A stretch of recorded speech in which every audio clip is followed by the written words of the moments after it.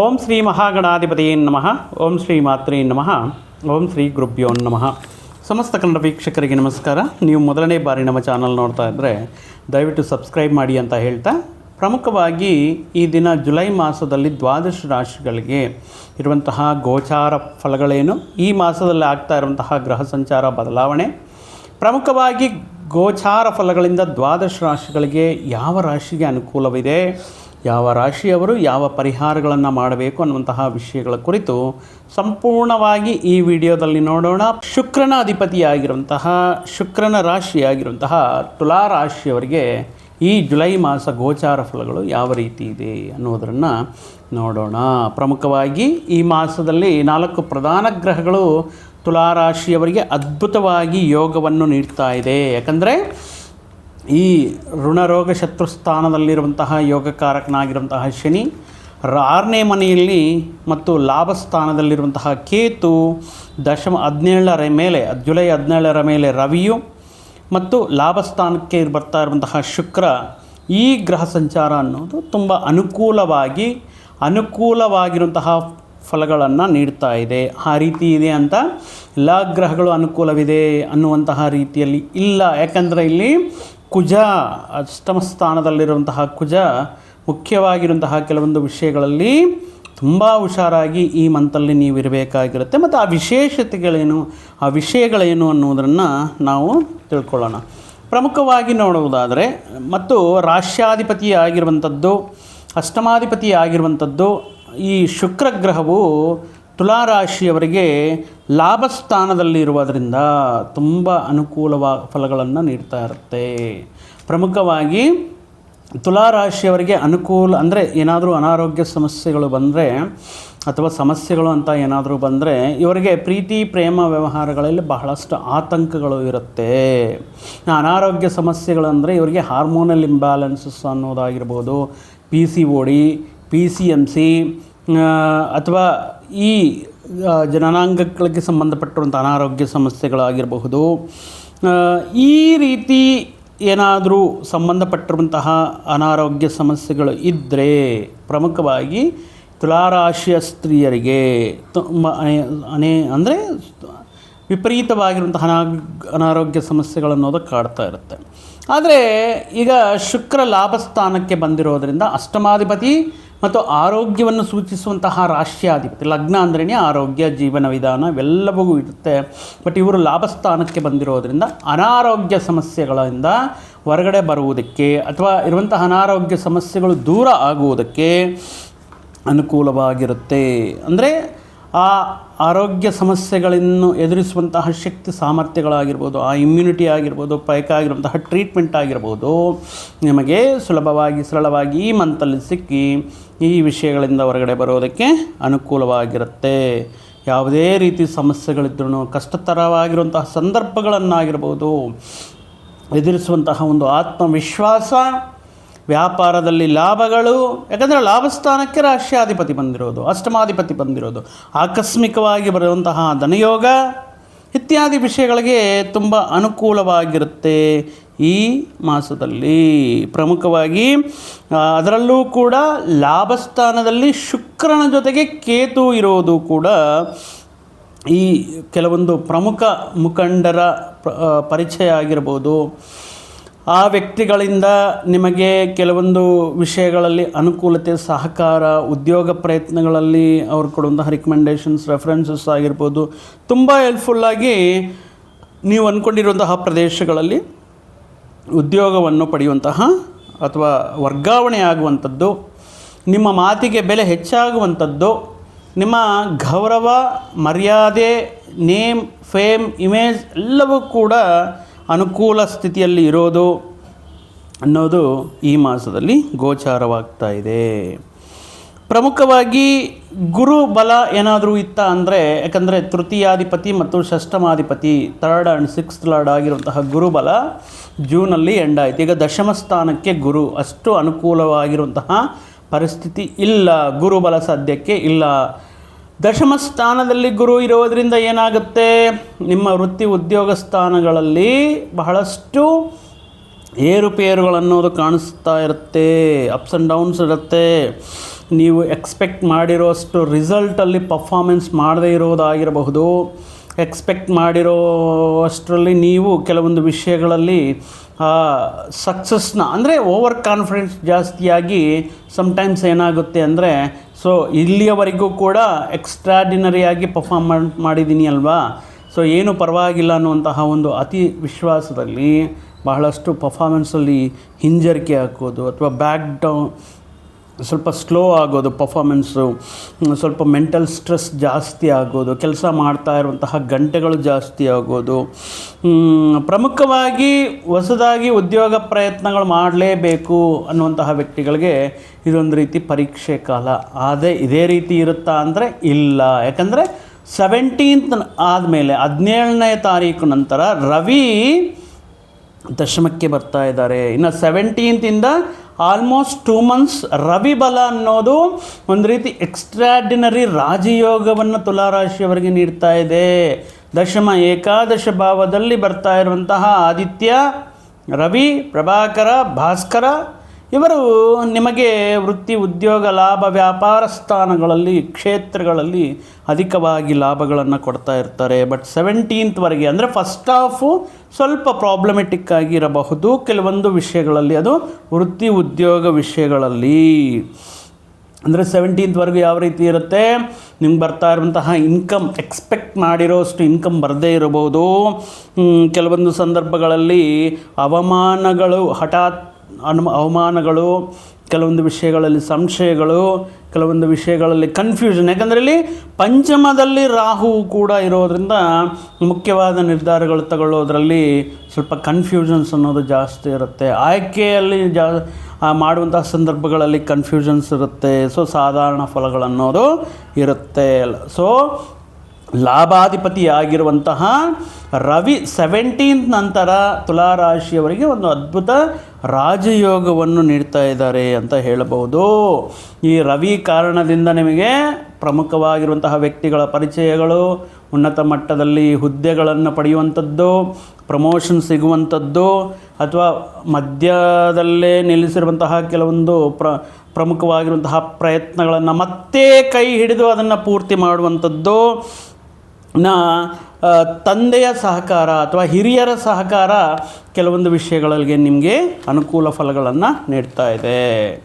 ಇವೆಲ್ಲವೂ ಕೂಡ ಅನುಕೂಲ ಫಲಗಳಿದೆ. ಮತ್ತು ಮುಖ್ಯವಾಗಿ ಪ್ರಮುಖವಾಗಿ ಪ್ರಧಾನವಾಗಿ ಈ ಅಷ್ಟಮದಲ್ಲಿರುವಂತಹ ಕುಜನ ಮುಖಾಂತರ ಮಾತ್ರ ತುಲಾರಾಶಿಯವರು ಈ ಮಾಸದಲ್ಲಿ ಕೆಲವೊಂದು ಸಂದರ್ಭಗಳಲ್ಲಿ, ಈ ಕುಜ ಅಂದ್ರೇ ಕೋಪ, ಉದ್ವೇಗ, ಉದ್ರೇಕ, ಅಗ್ರೆಸಿವ್ನೆಸ್ ತೋರಿಸ್ತಾ ಇರುವಂಥದ್ದು. ಸೊ ಅಷ್ಟಮದಲ್ಲಿರುವಂತಹ ಕುಜ ಏನು ಮಾಡ್ತಾ ಇದ್ದಾರೆ, ಯಾಕಂದರೆ ಏನಕ್ಕೆ ಕುಜ ತುಲಾರಾಶಿಯವರಿಗೆ ಅಷ್ಟಮದಲ್ಲಿದ್ದಾಗ ತುಂಬ ಕೇರ್ಫುಲ್ಲಾಗಿರಬೇಕು ಅಂತ ಹೇಳ್ತೀವಿ ಅಂದರೆ, ಇವರು ಧನ ಸಪ್ತಮಾಧಿಪತಿ ಅಂದರೆ 2nd ಲಾರ್ಡ್ ಮತ್ತು 7th ಲಾರ್ಡ್ ಆಗಿರ್ತಾರೆ. ಸೆಕೆಂಡ್ ಪ್ಲೇಸ್ ಧನ ಕುಟುಂಬ ಸ್ಥಾನ ಹೇಳುತ್ತೆ. ಏನೇನು ಹೇಳುತ್ತೆ, ಕುಟುಂಬ, ಮಾತು, ಹಣಕಾಸಿನ ವ್ಯವಹಾರಗಳಾಗಿರಬಹುದು ಮತ್ತು ಕುಟುಂಬದ ಸೌಖ್ಯ ಆಗಿರಬಹುದು.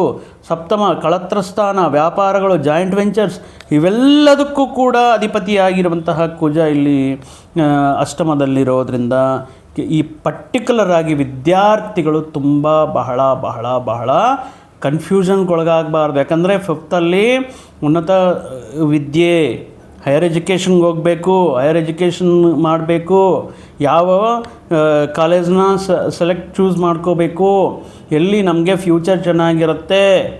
ಪಂಚಮದಲ್ಲಿ ರಾಹು ಕನ್ಫ್ಯೂಸ್ ಮಾಡ್ತಾ ಇದ್ದಾರೆ, ಅಷ್ಟಮದಲ್ಲಿ ಕುಜ ನಿಮ್ಮನ್ನು ಈ ತಪ್ಪು ನಿರ್ಧಾರಗಳು ತಗೊಂಡು ಅದರಲ್ಲಿಂದ ಸಮಸ್ಯೆಗಳನ್ನು ಎದುರಿಸುವಂತಹ ಸಂದರ್ಭಗಳನ್ನು ಕ್ರಿಯೇಟ್ ಮಾಡ್ತಾ ಇದ್ದಾರೆ.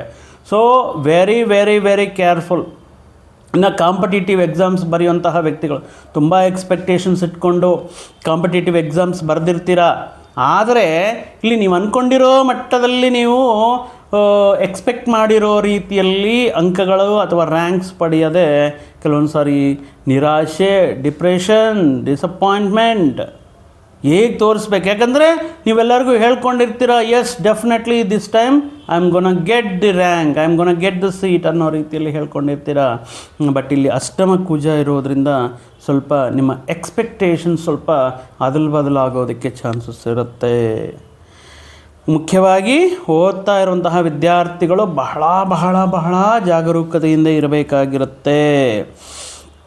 ಮುಖ್ಯ ಈ ಕೋಪ ಜಾಸ್ತಿ ಇರುತ್ತೆ, ಅಂದ್ಕೊಂಡಿರೋಂತಹ ವಿಷಯಗಳು ಅಂದ್ಕೊಂಡಿರೋ ರೀತಿಯಲ್ಲಿ ನಡೆಯದೆ, ಮಾತಿನ ಬರದಲ್ಲಿ ಧನ ಕುಟುಂಬ ಸ್ಥಾನ ವಾಕ್ಸ್ಥಾನ 2ನೇ ಮನೆ, ಮಾತಾಡೋ ಬರದಲ್ಲಿ ಸ್ವಲ್ಪ ಜೋರಾಗಿ ಮಾತಾಡೋದು, ಅಗ್ರೆಸಿವ್ ಆಗಿ ಮಾತಾಡೋದು, ಸ್ವಲ್ಪ ಕೆಲವೊಂದು ಡಾಮಿನೇಟಿಂಗ್ ಆಗಿ ಮಾತಾಡೋದು, ಈ ರೀತಿ ವಿಷಯಗಳು ಕೆಲವೊಂದು ಸಮಸ್ಯೆಗಳನ್ನು ತಂದುಕೊಡುತ್ತೆ.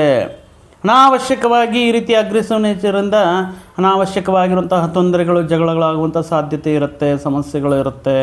ಸೊ ಈ ಮಾತಿನ ಬರದಲ್ಲಿ ತಾಳ್ಮೆಯನ್ನು ಕಳ್ಕೋಬೇಡಿ, ಕ್ಷಣಿಕಾವೇಶದಲ್ಲಿ ನಿರ್ಧಾರಗಳು ತಗೊಳ್ಳೋಕೆ ಹೋಗಬೇಡಿ. ಇನ್ನು ತುಲಾರಾಶಿಯವರಂದ್ರೇ ಒಂದು ಆಡಂಬರತೆ, ಒಂದು ವಿಲಾಸಮಯ ಜೀವನವನ್ನು ನೀರಿನ ಥರ ಖರ್ಚು ಮಾಡುವಂತಹ ವ್ಯಕ್ತಿಗಳಂತ ಹೇಳ್ಬೋದು. ಅಂದರೆ ಅವರ ಜಾತಕದಲ್ಲಿ ಇರುವಂತಹ ಗ್ರಹಗಳ ಬಲಗಳ ಮೇಲೆ. ಆದರೆ ಇಲ್ಲಿ ಅಷ್ಟಮ ಕುಜ ಏನು ಮಾಡ್ತಾನೆ ಅಂದರೆ ವಿಪರೀತವಾಗಿ ಖರ್ಚುಗಳನ್ನು ಕ್ರಿಯೇಟ್ ಮಾಡ್ತಾರೆ, ಅನ್ಎಕ್ಸ್ಪೆಕ್ಟೆಡ್ ಆಗಿ ಆದಾಯವನ್ನು ಕಮ್ಮಿ ಮಾಡ್ತಾರೆ, ವಿಪರೀತವಾಗಿರುವಂತಹ ಖರ್ಚುಗಳನ್ನು ಜಾಸ್ತಿ ಮಾಡ್ತಾರೆ. ಇನ್ನು ಸಪ್ತಮಾಧಿಪತಿಯೂ ಆಗಿರೋದ್ರಿಂದ ಈ ಸಂಗಾತಿಗೆ ಗಂಡ ಅಥವಾ ಹೆಂಡತಿಗೆ ಆರೋಗ್ಯ ಸಮಸ್ಯೆಗಳು ಅಥವಾ ಸಣ್ಣ ಪುಟ್ಟ ಅಪಾರ್ಥಗಳನ್ನು ಸೃಷ್ಟಿ ಮಾಡೋದಾಗಿರ್ಬೋದು. ಮಾಡುವಂತಹ ವ್ಯಾಪಾರಗಳಲ್ಲಿ ಕೆಲವೊಂದು ಬಾರಿ ನಿರೀಕ್ಷೆಗೆ ಮೀರಿ ಅಥವಾ ಆಕಸ್ಮಿಕವಾಗಿ ನಷ್ಟಗಳನ್ನು ಉಂಟು ಮಾಡೋದು, ಈ ರೀತಿ ವಿಷಯಗಳು. ಅಥವಾ ತಗೊಂಡಿರುವಂತಹ ನಿರ್ಧಾರಗಳು ಸ್ವಲ್ಪ ಬೌನ್ಸ್ ಬ್ಯಾಕ್ ಆಗಿ ಕೆಲವೊಂದು ಸಾರಿ ಹೂಡಿಕೆ ಕೂಡ ವಾಪಸ್ ಬರದೇ ಇರುವಂತಹ ಸಂದರ್ಭಗಳು. ಮುಖ್ಯವಾಗಿ ಈ ಪರ್ಟಿಕ್ಯುಲರ್ ಆಗಿ ಪಂಚಮ ರಾಹು ಅಷ್ಟಮ ಕುಜ ಇರೋದರಿಂದ ವಾಹನಗಳು ಚಲಾಯಿಸುವಾಗ, ರೋಡಲ್ಲಿ ಓಡಾಡುವಾಗ, ಪ್ರಯಾಣಗಳು ಮಾಡುವಾಗ ಸಣ್ಣ ಪುಟ್ಟ ಅಪಘಾತಗಳು, ಗಾಯಗಳು ಆಗುವಂಥ ಸಾಧ್ಯತೆಯೂ ಇದೆ. ಪ್ರಮುಖವಾಗಿ ತುಲಾರಾಶಿಯವರು ಈ ಕೆಲವೊಂದು ಅಂದರೆ ಈ ಇತ್ಯಾದಿ ಮಾದಕ ವಸ್ತುಗಳಿಗೆ ದೂರ ಇರಬೇಕಾಗತ್ತೆ. ಮದ್ಯಪಾನ ಸೇವನೆ ಮಾಡುವ ಗಾಡಿ ಓಡಿಸೋದು ಅಥವಾ ಫೋನಲ್ಲಿ ಮಾತಾಡ್ತಾ ಗಾಡಿ ಓಡಿಸೋದು, ಹೆಲ್ಮೆಟ್ ಇಲ್ಲದೆ ಗಾಡಿ ಓಡಿಸೋದು, ಈ ವಿಷಯಗಳಿಗೆ ಬಹಳಷ್ಟು ಕೇರ್ಫುಲ್ಲಾಗಿ ಈ ಮಾಸದಲ್ಲಿ ಅಪಘಾತಗಳು, ಗಾಯಗಳು ಇರೋದರಿಂದ ಸೊ ಕೆಲವೊಂದು ವಿಷಯಗಳಲ್ಲಿ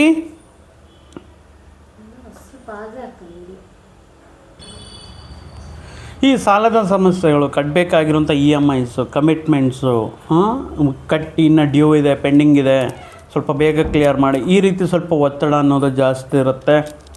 ಆ ರೀತಿ ಸಾಲದ ಸಮಸ್ಯೆಗಳು ಇರುತ್ತೆ, ಸಣ್ಣ ಪುಟ್ಟ ಗಾಯಗಳಾಗುವಂಥ ಸಾಧ್ಯತೆ ಇರೋದರಿಂದ ಪ್ರಮುಖವಾಗಿ ತುಲಾರಾಶಿಯವರು ಈ ಮಾಸದಲ್ಲಿ ತಪ್ಪದೇ ನೀವು ಕುಜನ ಆರಾಧನೆ ಮಾಡೋದು ತುಂಬ ಒಳ್ಳೆಯದು. ಪ್ರತಿ ಮಂಗಳವಾರ ನೀವು ಈ ಮದ್ಯ ಮಾಂಸಗಳಿಗೆ ದೂರ ಇದ್ದು ಆ ದಿನ ಸುಬ್ರಹ್ಮಣ್ಯ ಸ್ವಾಮಿ ಆರಾಧನೆ ಮಾಡೋದು, ಕೆಂಪು ಹಣ್ಣುಗಳನ್ನು ದಾನ ಮಾಡೋದರಿಂದ, ಕೆಂಪು ಹೂವಿನಿಂದ ಸುಬ್ರಹ್ಮಣ್ಯ ಸ್ವಾಮಿಗೆ ಅಲಂಕಾರ ಮಾಡಿಸೋದ್ರಿಂದ, ಅಥವಾ ಕೆಂಪು ತೊಗರಿಬೇಳೆ ಮಸೂರ್ ದಾಲ್ ಅಂತ ಹೇಳ್ತೀವಿ ಅದನ್ನು ದಾನ ಮಾಡೋದರಿಂದ, ಕೆಂಪು ವಸ್ತ್ರಗಳನ್ನು ದಾನ ಮಾಡೋದರಿಂದ ಈ ಕುಜನ ಅನುಗ್ರಹ ಅನ್ನೋದು ನಿಮಗೆ ಸಿದ್ಧಿಯಾಗುತ್ತೆ. ಸುಬ್ರಹ್ಮಣ್ಯ ಅಷ್ಟಕವನ್ನು ಪಠನೆ ಮಾಡಿಕೊಳ್ಳಿ, ಅಥವಾ ಅರಳಿ ಮರ, ಬೇವಿನ ಮರ ಮಧ್ಯದಲ್ಲಿರುವಂತಹ ಜೋಡಿ ನಾಗು ಈ ಕುಜನ ಅನುಗ್ರಹಕ್ಕೋಸ್ಕರ ಅಲ್ಲಿ ಹೋಗಿ ಸ್ವಲ್ಪ ತುಪ್ಪದ ದೀಪಾರಾಧನೆ ಮಾಡಿ ಒಂದು 11 ಪ್ರದಕ್ಷಿಣೆಗಳು ಮಾಡೋದು ಇತ್ಯಾದಿ ಪರಿಹಾರಗಳ ಮುಖಾಂತರ ಅಷ್ಟಮ ಕುಜ ಪ್ರಭಾವ ಅನ್ನೋದು ಸ್ವಲ್ಪ ಕಮ್ಮಿ ಆಗಲಿಕ್ಕೆ ಇರುತ್ತೆ. ಬಟ್ ನಾವು ಮಾಡ್ಕೊಳ್ತಾ ಇದ್ದೀವಲ್ಲ, ಮತ್ತು ನಾವು ಯಾವುದೇ ರೀತಿಯಲ್ಲಿ ಇರ್ಬೋದು, ನಮ್ಗೆ ಇಷ್ಟ ಬಂದಿರೋ ರೀತಿಯಲ್ಲಿ ಮಾಡ್ಬೋದು ಅಂದರೆ ಇಲ್ಲ. ದಯವಿಟ್ಟು ನೀವು ತಗೊಳ್ಬೇಕಾಗಿರುವಂತಹ ಪ್ರಿವೆಂಟಿವ್ ಮೆಜರ್ಸ್ ಏನಿದೆಯೋ ಅದನ್ನು ಕಂಪಲ್ಸರಿ ಫಾಲೋ ಮಾಡಲೇಬೇಕಾಗಿರುತ್ತೆ. You have to be very careful. ಅಷ್ಟಮ ಕುಜ ಆಕಸ್ಮಿಕವಾಗಿ ನಡೆಯುವಂಥ ಕೆಲವೊಂದು ವಿಷಯಗಳು, ಅದು ಜಗಳಗಳಾಗಿರ್ಬೋದು, ವಿವಾದಗಳಾಗಿರ್ಬೋದು, ಅಪಘಾತಗಳಾಗಿರ್ಬೋದು, ಅವಮಾನಗಳಾಗಿರ್ಬೋದು. ಸೊ ಇಂತಹ ವಿಷಯಗಳಿಗೆ ಇರಬೇಕು ಅಂದರೆ ಧನ ಕುಟುಂಬಾಧಿಪತಿ ಮಾತು ಕಂಟ್ರೋಲಲ್ಲಿರಬೇಕು, ಮನಸ್ಸು ಕಂಟ್ರೋಲಲ್ಲಿರಬೇಕು. ಇವೆಲ್ಲ ಯಾವಾಗ ಕಂಟ್ರೋಲ್ ತಪ್ಪುತ್ತೆ? ಸೊ ಕೆಲವೊಂದು ವಿಷಯಗಳನ್ನು ನಾವು ಅಡಿಕ್ಟ್ ಆಗೋದ್ರಿಂದ. ಅದೇ ರೀತಿ ಪಂಚಮದಲ್ಲಿರುವಂತಹ ರಾಹು ಇಲ್ಲಿ ಈ ಕೆಲವೊಂದು ವಿಷಯಗಳಿಗೆ ಅನಾವಶ್ಯಕವಾಗಿ ಈಸಿ ಮನಿ, ಬೆಟ್ಟಿಂಗ್ಸ್ ಮುಖಾಂತರ ಆನ್ಲೈನ್ ಗೇಮ್ಸ್, ಆನ್ಲೈನ್ ರಮ್ಮಿ ಅಥವಾ ನಮ್ಮ ಪರೀಕ್ಷೆ ಮಾಡ್ಕೊಳ್ಳೋಣ, ದಯವಿಟ್ಟು ಇಂತಹ ವಿಷಯಗಳಿಗೆ ನೀವು ದೂರ ಇರಿ. ಇಲ್ಲ ನಮಗೆ ಅನುಕೂಲ ಇದೆ ಅನ್ನೋ ರೀತಿಯಲ್ಲಿದ್ದರೆ ಅದು ನಿಮ್ಮ ವೈಯಕ್ತಿಕ ಜಾತಕದಲ್ಲಿರುವಂತಹ ಗ್ರಹಗಳ ಸ್ಥಾನಮಾನದ ಮೇಲೆ. ಬಟ್ ಗೋಚಾರದಿಂದ ನೋಡುವುದಾದರೆ ಪರ್ಟಿಕ್ಯುಲರಾಗಿ ಈ ಮಾಸದಲ್ಲಿ ಶುಕ್ರ ಅನುಕೂಲವಾಗಿದ್ದಾರೆ, ಶನಿ ಪರಮಾತ್ಮನೂ ಅನುಕೂಲವಾಗಿದ್ದಾರೆ, ಕೇತು ಅನುಕೂಲವಾಗಿದ್ದಾರೆ, ರವಿಯು 17 ನಂತರ ತುಂಬ ಅನುಕೂಲವಾಗಿದ್ದಾರೆ. ಆದರೆ ಕುಜ, ರಾಹು, ಬುಧ ಅನುಕೂಲ ಸ್ಥಿತಿಯಲ್ಲಿ ಇಲ್ಲ. ಸೊ ಯಾಕಂದರೆ ಭಾಗ್ಯಾಧಿಪತಿ ಮತ್ತು ದಶಮಾಧಿಪತಿಯಾಗಿರುವಂತಹ ಬುಧ ಇಲ್ಲಿ ಏನು ಮಾಡ್ತಾರೆ, ಈ ಪರ್ಟಿಕ್ಯುಲರಾಗಿ ಈ ಮಾಸದಲ್ಲಿ ಏನಾದರೂ ವಿದೇಶಿ ಪ್ರಯಾಣಗಳು ಮಾಡಬೇಕು, ವಿದೇಶಗಳಲ್ಲಿ ಉನ್ನತ ವಿದ್ಯೆ ಅಭ್ಯಾಸ ಮಾಡಬೇಕು, ವಿದೇಶಿ ವಿದ್ಯಾಲಯಗಳಲ್ಲಿ ಸೀಟನ್ನು ಪಡೀಬೇಕು ಅನ್ನುವಂತಹ ಕೆಲವೊಂದು ಪ್ರಯತ್ನಗಳೇನಿರುತ್ತಲ್ಲ ಅದನ್ನು ಸ್ಟಾಪ್ ಮಾಡ್ಬೋದು ಅಥವಾ ಪೋಸ್ಟ್ಪೋನ್ ಮಾಡ್ಬೋದು ಸಡನ್ನಾಗಿ. ಈ ರೀತಿ ವಿಷಯಗಳು ಕೂಡ ನಡೆಯುವಂತಹ ಚಾನ್ಸಸ್ ಇದೆ. ವ್ಯಾಪಾರಗಳಲ್ಲಿ ಸಾಧಾರಣವಾಗಿರುವಂತಹ ನ್ಯೂಟ್ರಲ್ ಆಗಿರುತ್ತೆ, ಅಷ್ಟು ಲಾಭವೂ ಇಲ್ಲ, ಅಷ್ಟು ನಷ್ಟವೂ ಇರಲ್ಲ, ಪರವಾಗಿಲ್ಲ. ಆದರೆ 17th ಆದಮೇಲೆ ರವಿ ಬಂದ ಮೇಲೆ ಆಲ್ಮೋಸ್ಟ್ ನಮಗೆ ಒಳ್ಳೆಯ ಅನುಕೂಲವಾಗಿರುವಂತಹ ವೃತ್ತಿ, ಉದ್ಯೋಗ, ವ್ಯಾಪಾರ, ವ್ಯವಹಾರ ಕ್ಷೇತ್ರಗಳಲ್ಲಿ 1-2 ತಿಂಗಳ ಕಾಲ ಅನುಕೂಲ ಗ್ರಹಸ್ಥಿತಿ ಅನ್ನೋದು ಗೋಚಾರವಾಗಿ ಈಗ ಕಾಣ್ತಾ ಇದೆ. ಸೊ ಆದ್ದರಿಂದ ಪ್ರಮುಖವಾಗಿ ಹೇಳಿರುವಂತಹ ವಿಷಯಗಳ ಬಗ್ಗೆ ಸ್ವಲ್ಪ ಗಮನದಲ್ಲಿಟ್ಕೊಳ್ಳಿ ಅಂತ ಹೇಳ್ತಾ, ಸದಾ ನಿಮಗೆ ಆ ರಾಯರ ಶ್ರೀ ಮಹಾಲಕ್ಷ್ಮೀ ದೇವಿಯ ಅನುಗ್ರಹ ನಿಮ್ಮ ಮೇಲೆ, ನಿಮ್ಮ ಪರಿವಾರದ ಮೇಲೆ ಇರಲಿ ಅಂತ ಹೇಳ್ತಾ, ಮತ್ತೊಂದು ವಿಡಿಯೋ ಜೊತೆಗೆ ಮತ್ತೊಂದು ಆಸಕ್ತಿಕರ ವಿಷಯದ ಜೊತೆಗೆ ಮುಂದೆ ಮತ್ತೆ ಬರ್ತೀನಿ. ಅಲ್ಲಿವರೆಗೂ ಸರ್ವೇ ಜನಾಂ ಸುಖಿನೋ ಭವಂತು, ಸಮಸ್ತ ಸನ್ಮಂಗಳಾನಿ ಭವಂತು. ಜೈ ಶ್ರೀರಾಮ್.